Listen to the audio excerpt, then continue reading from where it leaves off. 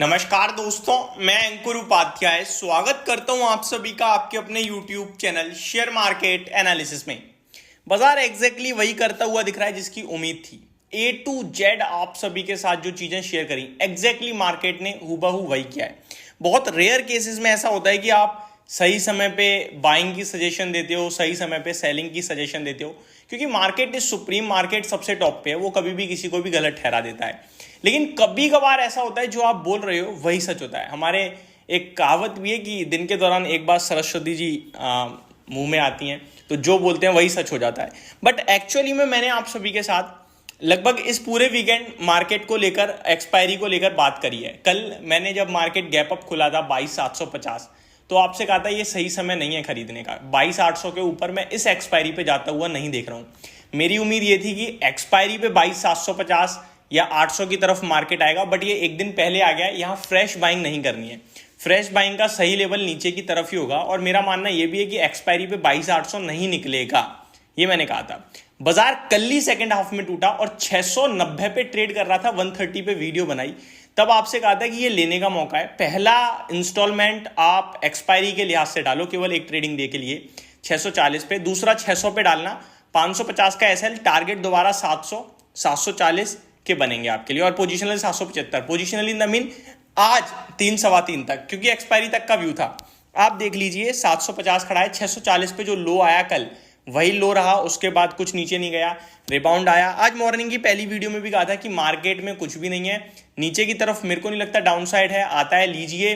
ऊपर में 22,800 और मे बी 22,800 में शॉर्ट कवरिंग ट्रिगर होगी अगर सेकंड हाफ में निकलता है तो। बट 3 बज गए हैं, 750-55 खड़ा है। अब यहां से शॉर्ट कवरिंग ट्रिगर नहीं होगी, क्योंकि ट्रिगर होती है 2, ढाई, 3 बजे तक। अब तो फ्रेश बाइंग अगर मतलब 3:10 तक पोजीशन कट जाएंगी सारी, उसके बाद तो क्या ही शॉर्ट कवरिंग होनी है। बट टेक्निकली ये सजेस्ट कर रहा है कि 22,800 निकल के ऊपर गए हम तो 23,000 तक की जर्नी खुलेगी, यानी 200 पॉइंट और ओपन हो रहे हैं। अब ये सब तो हो गया एक्सपायरी के लिहाज से, जो खत्म हो गया। ये वीडियो 3:30 आएगी। व्हाट नेक्स्ट, आगे क्या? तो आगे आपके लिए 2 बड़ी चीजें हैं।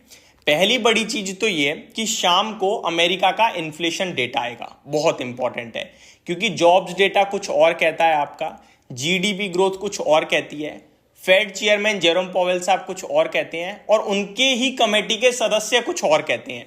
ये इतने कंफ्यूजन में है कि मेरे को नहीं लगता इससे ज्यादा कंफ्यूजन में कोई है। दूसरा, फेड की जो पॉलिसी आई थी उसके मिनट्स भी आ जाने हैं। तीसरी बड़ी बात यह कि कल आपका बाजार बंद है ईद के चलते, तो कल आपका मार्केट क्लोजिंग है। आज अमेरिका में 2 बड़े इवेंट्स हैं जिसपे अमेरिका रिएक्ट करेगा, कल फिर अमेरिका रिएक्ट करेगा, लेकिन हम लोग बंद हैं।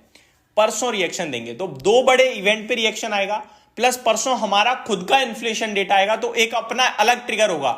2 ट्रिगर्स पे हम रिएक्ट कर रहे होंगे, ग्लोबल मार्केट्स को देख रहे होंगे, और अपने डेटा पे अलग रिएक्शन देंगे। अपना डेटा पोस्ट मार्केट आएगा हालांकि, बट उससे पहले समझने की कोशिश तो करेंगे कि किधर जा सकता है बाजार। तो इसीलिए मैंने आपसे कहा था कि कोई पोजीशन कैरी मत करना, बहुत रिस्की हो सकता है। ये आपके साथ क्लियर कट है। अगर मैं कुछ मतलब पॉइंट टू पॉइंट कंपेयर करूं तो माफ कीजिएगा, भारतीय बाजार आपके लिए लाइफ हाई पे खड़ा है, ठीक है। अमेरिका का बाजार ऊपर से 3% नीचे खड़ा है। जापान ऊपर से 3% करेक्ट हुआ, दोबारा लाइफ हाई की तरफ आ रहा है। हम लोग तो करेक्ट ही नहीं हो रहे हैं। तो मेरे को लगता है अभी भी जापान ऊपर से देखूं तो 2% नीचे ही खड़ा है। तो मेरे को लगता है हम लोग पूरी दुनिया भर को इस समय आउट परफॉर्म कर रहे हैं। तो थोड़ी डाउन साइड हमारे लिए खुली है 2% तक की, जो कि कभी भी अनएक्सपेक्टेड होगी और आ जाएगी। आज म्यूचुअल फंड्स का डेटा आया है। आप एसआईपी बुक देखोगे स्टिल बहुत अच्छी है, 19,000 करोड़ के पार आई है मंथली। लेकिन आप ओवरऑल देखोगे तो नेट आउटफ्लो आया है 1.5 लाख करोड़ का, तो ये नेगेटिव है। यानी कि मार्च महीने में लोग डरे, पैसा निकाला, और रिटेल कैटेगरी ने एक ही महीने में 1.5 लाख करोड़ निकाल दिया। तो ये मैं आपसे हमेशा कह रहा हूं, अभी तीसरी महाशक्ति जो पॉजिटिव बना हुआ है वही किसी भी वक्त नेगेटिव भी हो सकता है अगर बाजार में करेक्शन आई तो, क्योंकि फिर वो अपना पैसा खींचेगा ना, तो कोई मतलब बचाने वाला नहीं है एक्सेप्ट भगवान जी के अलावा। सबकी पावर फेल हो जाएगी, चाहे वो एफआईआई हो डीआईआई हो, क्योंकि रिटेल इस समय बढ़ चढ़कर पार्टिसिपेट कर रहा है। बट अच्छी बात यह है कि रिटेल इन्वेस्टर बहुत समझदार है, वो इतनी जल्दी सेलिंग नहीं मारता है। उसे पता है बाजार आज नहीं तो कल ऊपर जाएगा, इनफैक्ट वो गिरावट में एक्यूमुलेट कर रहा है। तो ये मैंने पूरा बाजार आपके साथ डिस्कस करा। एक बार अपडेट देता हूं शॉर्ट और सिंपल भाषा में, और पोस्ट मार्केट अब 4:30 5:30 तो मैं आपके साथ स्टॉक स्पेसिफिक बात करूंगा ही। निफ्टी 123 पॉइंट ऊपर है, डे हाई पे ट्रेड कर रहा है, बहुत बढ़िया एक्सपायरी आ रही है। बैंक निफ्टी 49,000 के पार निकला है। सेंसेक्स फिर से एक बार अपने लाइफ हाई लगा रहा है, मिड कैप लाइफ हाई पे आया, स्मॉल कैप में भी लाइफ हाई है। मार्केट ब्रेथ 1:1 मान लीजिए आप, 960 शेयर्स नेगेटिव है जिसके सामने 1150 शेयर पॉजिटिव है, तो थोड़ा पॉजिटिविटी ज्यादा है, बट गिरने वाले शेयर्स की संख्या भी कम नहीं है। Media, PSU bank and metals lead कर रहे हैं मार्केट को, इनफैक्ट सब कुछ हरे निशान में एक्सेप्ट फार्मा हल्का सा लाल निशान में बस। जुबलिएंट इंग्रीविया, डेटा पैटर्न्स, एचईजी, एनएसएल, निस्म एंड तानला प्लेटफॉर्म, ये कुछ स्टॉक है जो आपके लिए लीड कर रहे हैं। स्पार्क, एस, आनंद राठी, ऑलकार्गो, होम फर्स्ट फाइनेंस, ये स्टॉक आपके लिए गिरावट को लीड कर रहे हैं। वेदांता में बड़ा एक्शन हुआ है, ब्रोकरेज हाउस ने अपग्रेड करा है, 7.5% भागा है, 2600 करोड़ का सबसे ज्यादा टर्नओवर भी इसी स्टॉक में हुआ है आज के सेशन में।